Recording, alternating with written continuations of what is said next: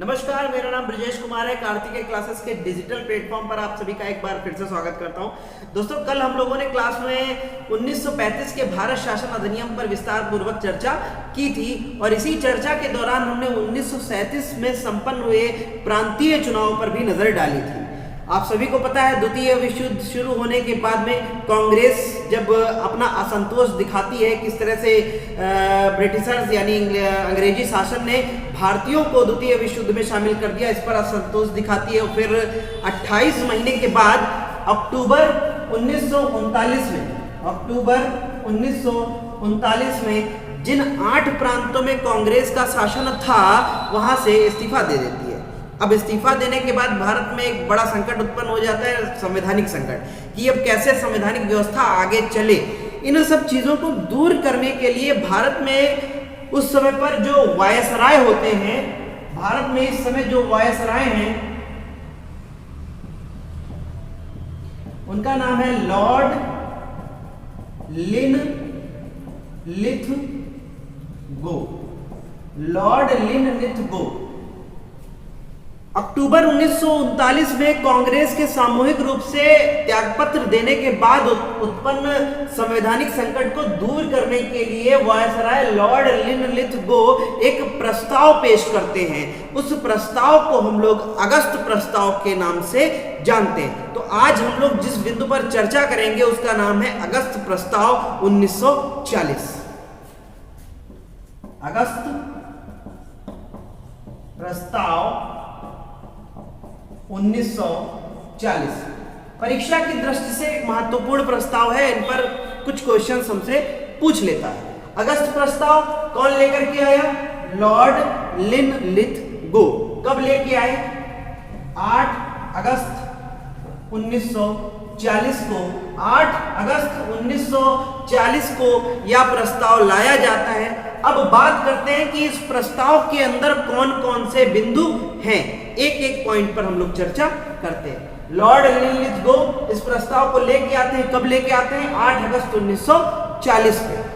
अच्छा दोस्तों, एक बात मैं आपसे और करना चाहूंगा। एनटीपीसी के एग्जाम्स चल रहे हैं, पहले चरण के, दूसरे चरण के एग्जाम्स की डेट्स आ चुकी हैं, सेंटर आपको बताए जा चुके हैं। तो जो बच्चे अभी भी अपनी पढ़ाई को लेकर के सीरियस नहीं है, कहीं ना कहीं वो सीरियस हो जाए। या फिर कई बार आपको ऐसा लगता है कि जो हम पढ़ाई कर रहे हैं उससे आप संतुष्ट हैं, तब कई बार क्या होता है कि हम जो पढ़ाई कर रहे होते हैं बस खाली कर रहे होते हैं। एक शेर है, बड़ा मशहूर सा शेर है कि हमको मालूम है जन्नत की हकीकत, लेकिन हमको मालूम है जन्नत की हकीकत, लेकिन दिल को खुश रखने का ये ख्याल अच्छा है। अगर इस तरह की आपकी तैयारी चल रही है तो मैं चाहूंगा कि थोड़ा सा अपना ख्याल और सुधारें और अपनी पढ़ाई पर थोड़ा सा सीरियस हो जाए, क्योंकि ये एनटीपीसी का जो द्वितीय चरण है इसमें अगर आपका एग्जाम लगा हुआ है, या पहले चरण में जो अभी बचे हुए हैं डेट्स, इनमें अगर एग्जाम लगा हुआ है तो आप और थोड़ी सी मेहनत कर ले, हो सकता है आपका एनटीपीसी में कुछ भला हो जाए। चलिए, 1939 के बाद में 1940 का अगस्त प्रस्ताव हम लोग पढ़ते हैं। अगस्त प्रस्ताव 1940। अगस्त प्रस्ताव 1940। ये शेर मैंने आपको इसलिए सुना दिया क्योंकि आप आज की परिस्थितियों में अपने आप को रिलेट कर पाए। कई बार आप सोचते हैं कि हम जो कर रहे हैं वो बहुत बेहतर है, लेकिन शायद वो बेहतर नहीं होता है। ठीक है, अगस्त प्रस्ताव 1940 लॉर्ड लिनलिथगो लेके आते हैं। इसमें बारी बारी से हम लोग एक एक बिंदु पर चर्चा करेंगे। सबसे पहली बात तो इसके अंदर क्या कही जाती है कि गवर्नर जनरल और जो उसकी परिषद है, गवर्नर जनरल और जो उसकी कार्यकारिणी है, गवर्नर जनरल की जो कार्यकारिणी है, इस कार्यकारिणी में भारतीयों की संख्या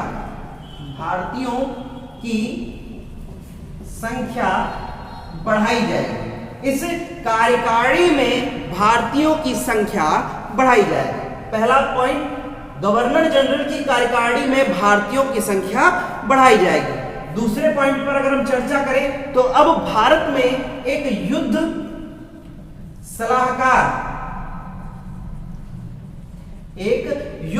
सलाहकार परिषद का गठन किया जाएगा। द्वितीय विश्व युद्ध के चलते इन सब चीजों पर हमें उस समय बात करनी थी, तो ये अगस्त प्रस्ताव के अंतर्गत ये पॉइंट आता है कि अब युद्ध सलाहकार परिषद का गठन किया जाएगा। अगर हम इसके बाद में और तीसरे पॉइंट की बात करें अगस्त प्रस्ताव के अंतर्गत, तो इसके अंतर्गत ये कहा गया कि भारत को संविधान बनाने का अधिकार है। भारत को संविधान बनाने का अधिकार है। भारत को युद्ध के बाद ये संविधान बनाने के लिए एक प्रोसीजर फॉलो कराया जाएगा, यानी भारतीयों को संविधान सभा का गठन जैसी एक बात यहाँ पर कही गई। नेक्स्ट, इसके बाद में अगर हम इस अगस्त प्रस्ताव के अंदर अगर हम चौथे पॉइंट की बात करें, बहुत महत्वपूर्ण पॉइंट है, आपसे पेपर में पूछा भी जाता है कि भारत को एक औपनिवेशिक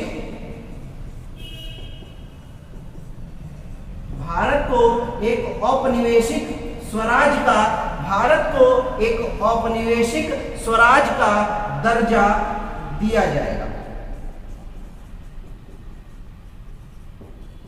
भारत को एक औपनिवेशिक स्वराज का दर्जा दिया जाएगा। अगस्त प्रस्ताव के अंदर महज ये कुछ इंपॉर्टेंट पॉइंट्स हैं जिन पर हम लोगों ने बारी बारी से चर्चा की। एक बार फिर से देख लेते हैं। सबसे पहला पॉइंट, गवर्नर जनरल की कार्यकारिणी में भारतीयों की संख्या बढ़ाई जाएगी। दूसरा पॉइंट, युद्ध सलाहकार परिषद का गठन किया जाएगा। तीसरा पॉइंट, संविधान, भारतीयों को अपना संविधान बनाने का अधिकार है, इसलिए युद्ध के बाद भारतीयों के संविधान संबंधी प्रक्रिया को फॉलो कराया जाएगा। इसके बाद में भारत को एक औपनिवेशिक, ये बहुत इंपॉर्टेंट पॉइंट है, भारत को एक औपनिवेशिक स्वराज का दर्जा दिया जाएगा।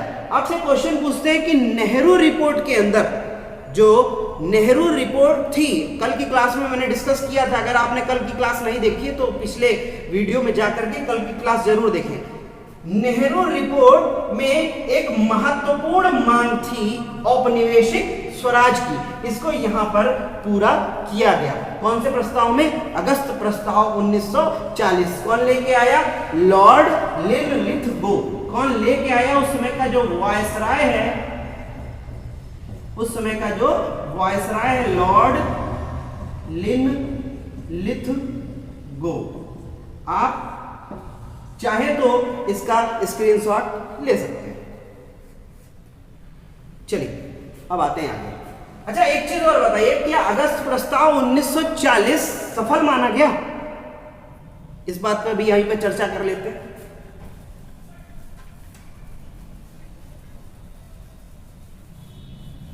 जरूर इसमें बहुत से ऐसे पॉइंट थे जो भारतीयों को लुभा सकते थे, लेकिन यह अगस्त प्रस्ताव बिल्कुल भी सफल नहीं माना गया। इस अगस्त प्रस्ताव का कांग्रेस और मुस्लिम लीग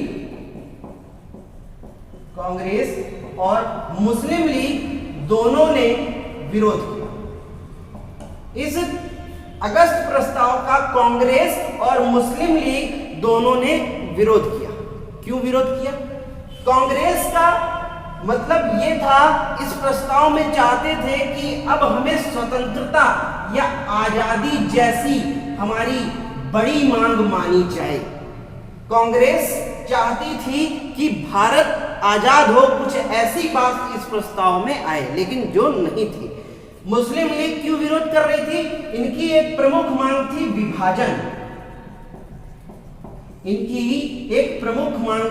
विभाजन, जो भी इस प्रस्ताव में नहीं थी, जिस वजह से कांग्रेस और मुस्लिम लीग दोनों इस प्रस्ताव का विरोध कर रहे थे। इतनी बात समझ आई? इस विरोध को कांग्रेस ने आगे बढ़ाते हुए 17 अक्टूबर को एक व्यक्तिगत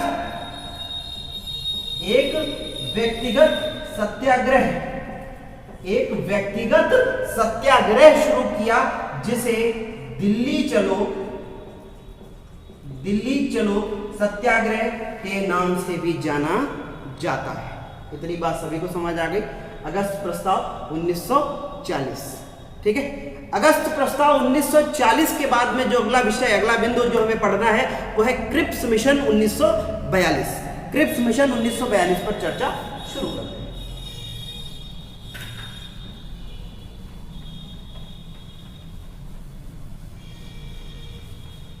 चलिए, क्रिप्स मिशन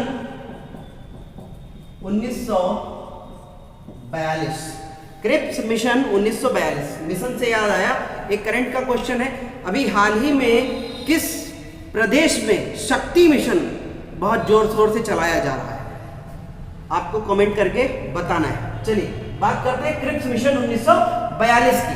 देखिए, क्रिप्स मिशन 1942 की अगर हम कुछ चर्चा करना चाहें तो उसको ऐसा समझिएगा कि 1942 द्वितीय विश्व युद्ध अपने चरम पे, जापान की ताकतें लगातार बढ़ती चली जा रही है। जापान की बढ़ती ताकत को देख करके अब पूरे विश्व की नजर भारत की ओर है।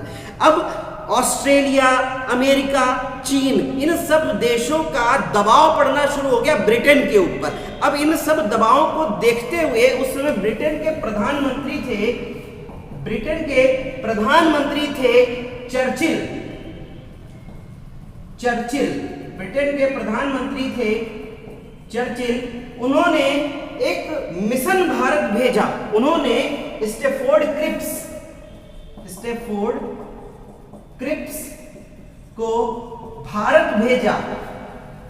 प्रधानमंत्री चर्चिल ने स्टैफोर्ड क्रिप्स को भारत भेजा। कहा जाइए वहां के जो प्रमुख कांग्रेस के नेता और मुस्लिम लीग के नेता हैं इनसे वार्ता करिए और जानिए कि भारत इस समय चाह क्या रहा है। इन सब चीजों को जानने के लिए प्रधानमंत्री चर्चिल ने स्टैफोर्ड क्रिप्स को भारत भेजा।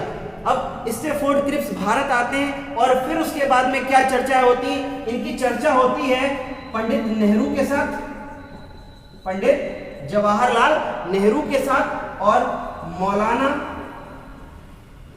अबुल कलाम आजाद के साथ। दोनों कांग्रेस के बड़े नेता, कांग्रेस के दोनों बड़े नेता स्टैफोर्ड क्रिप्स के साथ चर्चा करते हैं 30 मार्च 1942। एक पॉइंट और बता दूं कि क्रिप्स मिशन भारत कब आता है? क्रिप्स मिशन भारत आता है 23 मार्च 1942। 23 मार्च 1942 स्टैफोर्ड क्रिप्स भारत आते हैं। जब भारत आते हैं, दिल्ली आते हैं, फिर उसके बाद में इनकी 30 मार्च 1942 को पंडित नेहरू और अबुल कलाम आजाद के साथ मीटिंग होती है और फिर ये एक अपना प्रस्ताव, उस मीटिंग में अपने कुछ प्रस्ताव पेश करते हैं और उन प्रस्तावों में क्या क्या बिंदु हैं इनको हम लोग बारी बारी से समझते हैं। क्रिप्स मिशन में क्या क्या है?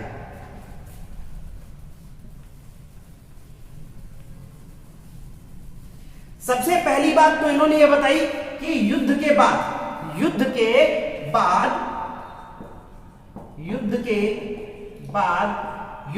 बाद एक संविधान सभा बनाई जाएगी। एक संविधान सभा का गठन किया जाएगा। युद्ध के बाद एक संविधान सभा का गठन किया जाएगा, सबसे पहली बात। दूसरा, प्रांतों को ये छूट दे दी कि आप चाहें तो उस जो संविधान भारतीय संघ के लिए बनाया जा रहा है, आप चाहें तो उस संघ का हिस्सा बन जाएं या फिर आप अपने लिए एक अलग संविधान बना लें। प्रांतों को छूट दी गई कि वो चाहे तो संविधान अपना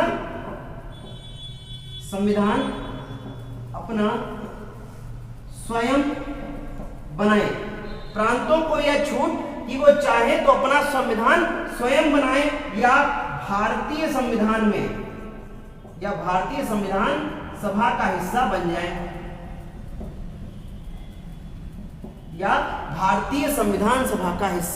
बन जाए, ये प्रांतों को छूट दी गई।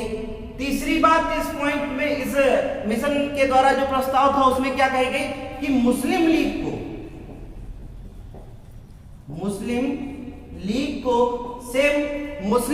को भी यह स्वतंत्रता दी गई कि आप चाहें तो भारतीय संघ का हिस्सा बने, भारतीय संघ का हिस्सा, भारतीय संघ का हिस्सा बने, और चाहे आपकी मर्जी हो आप भारतीय संघ का हिस्सा बने और या आपकी मर्जी हो तो ना बने, ये आपके ऊपर। मुस्लिम लीग को ये छूट दे दी कि आप चाहें तो भारतीय संघ का हिस्सा बने और आपकी मर्जी, अगर आप नहीं चाहते हैं तो भारतीय संघ का हिस्सा ना बने। भारतीय संविधान को या भारतीय संविधान सभा को स्वीकार करें, आपकी मर्जी, आप भारतीय संविधान को स्वीकार ना करें। ये छूट किसको दे दी? मुस्लिम लीग को दे दी। फिर एक बार गड़बड़, यानी अब इस प्रस्ताव का, इस मिशन का न कांग्रेस समर्थन करेगी और न मुस्लिम लीग समर्थन करेगी। दोनों की अपनी जो मांगे हैं, दोनों की जो अपने कथन हैं, उन पर दोनों अलग अलग अपने स्थिर हैं और यही कारण बनता है क्रिप्स मिशन 1942 यानी क्रिप्स के प्रस्तावों के विरोध का या विफल होने का। पहली एक एक बात को मैं चर्चा करूंगा कि क्यों ये विफल हो गया। इतनी बात सभी को समझ आ गई कि इस क्रिप्स मिशन में था क्या? चलिए, अब ये असफल क्यों हुआ? क्रिप्स मिशन असफल क्यों हुआ? सबसे पहली बार कांग्रेस ने इसको क्यों अस्वीकार कर दिया, पहले समझते हैं। कांग्रेस ने इसे अस्वीकार क्यों कर दिया? कांग्रेस ने इसे अस्वीकार क्यों कर दिया? क्योंकि कांग्रेस ने कहा भैया आप तो एक सोच पैदा कर रहे हो भारत के अंदर, किस चीज की? विभाजन की। आप एक सोच पैदा कर रहे हो किस चीज की? विभाजन की। दूसरी चीज, मुस्लिम लीग ने भी इसका विरोध किया। मुस्लिम लीग ने इसका विरोध इसलिए किया कि इनका कहना था कि आप सांप्रदायिक आधार पर विभाजन नहीं कर रहे हैं,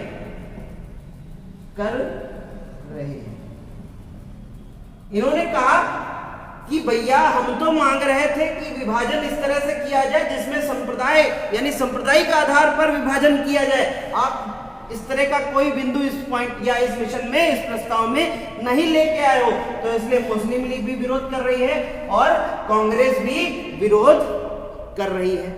इतनी बात समझ आई। इस क्रिप्स मिशन के बारे में महात्मा गांधी क्या कहते थे? महात्मा गांधी का एक कथन है क्रिप्स मिशन के बारे में कि यह बाद की तिथि का चेक है। क्रिप्स मिशन के बारे में गांधी जी कहते हैं,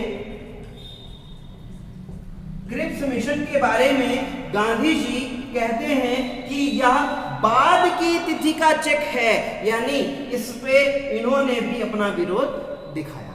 इतनी बात समझ आ गई। क्रिप्स मिशन के अंतर्गत क्या है, एक एक पॉइंट पे हमने चर्चा कर ली। अब क्रिप्स मिशन ये भी विफल हो गया। अब इसके बाद में 1942 में ही, अगस्त 1942 में ही एक आंदोलन छिड़ेगा जिस आंदोलन का नाम है भारत छोड़ो आंदोलन। भारत छोड़ो आंदोलन की न्यू या इसकी सोच कहां से हुई? अगला हेडिंग, भारत छोड़ो आंदोलन। भारत छोड़ो आंदोलन, भारत छोड़ो आंदोलन 1942। भारत छोड़ो आंदोलन 1942। 8 अगस्त को मुंबई में मौलाना अबुल कलाम आजाद, 8 अगस्त को मुंबई में मौलाना अबुल कलाम आजाद की अध्यक्षता में एक मीटिंग होती है और इसमें पंडित नेहरू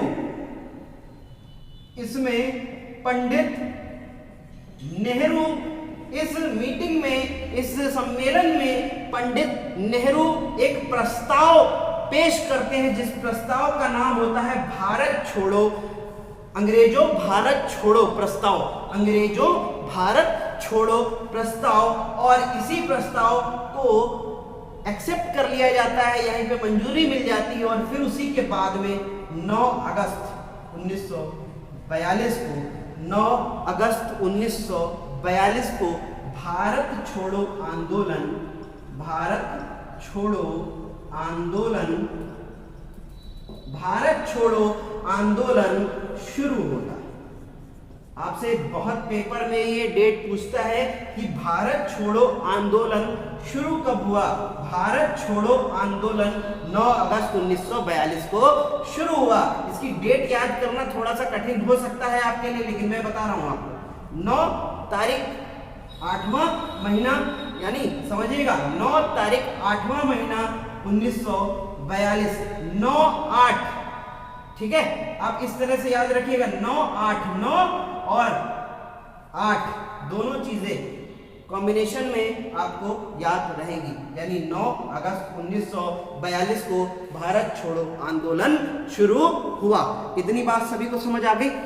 आज की क्लास में हम लोगों ने चर्चा की सबसे पहले अगस्त प्रस्ताव, अगस्त प्रस्ताव के बाद में क्रिप्स मिशन, और क्रिप्स मिशन के बाद में भारत छोड़ो आंदोलन।